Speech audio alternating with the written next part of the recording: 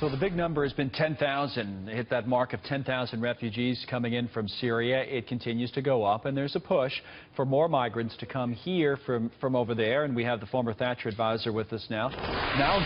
Niall Gardner is on. We talked earlier about, Angela Merkel admitting that maybe Germany made some mistakes in the way it's handled refugees. And what are we doing? Are we learning from that? Doesn't look like it, right? Well, we certainly should be learning from the mistakes that Angela Merkel has made, although it's significant that Merkel did acknowledge mistakes made by the German government and especially by the European Union. She didn't, though, apologize, and her remarks were quite defiant. But we need to look carefully at the facts here. Over 1 million refugees came into Germany last year. This year, an additional 250 to 300,000 refugees are coming into the country. This is a massive problem for Germany, deeply unpopular with German society, and I think you are going to see an overwhelming rejection, actually, of Angela Merkel's policies in forthcoming local government elections and also in the German general election to be held next year.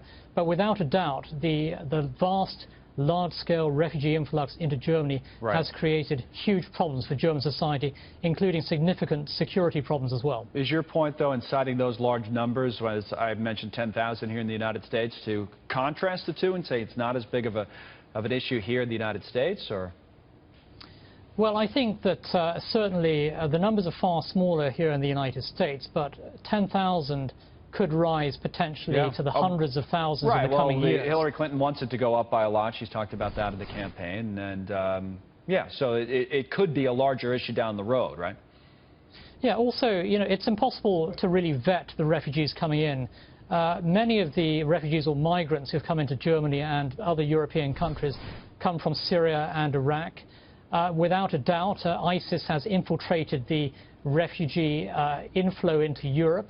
And we have seen the result of that in Germany with a number of terrorist incidents in recent months, especially in Bavaria, in southern Germany, which has taken a large number of refugees. And so there are huge security concerns with regard to the refugee crisis in Europe. Our government would argue and has argued that we here in the United States do a better job of vetting those refugees coming in here than they would over there. And what do you say?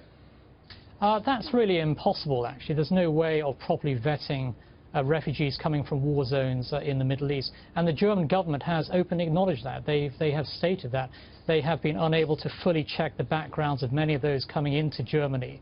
Hence the major growing concerns with regard to more refugees coming into the country. But if the Germans can't properly vet refugees coming in, and the Germans are very, very careful in terms of their overall sort of bureaucratic vetting procedures. If the Germans can't do this, there's no way, I think, that US authorities can guarantee that we're not going to see ISIS terrorists coming into the country via the refugee inflow.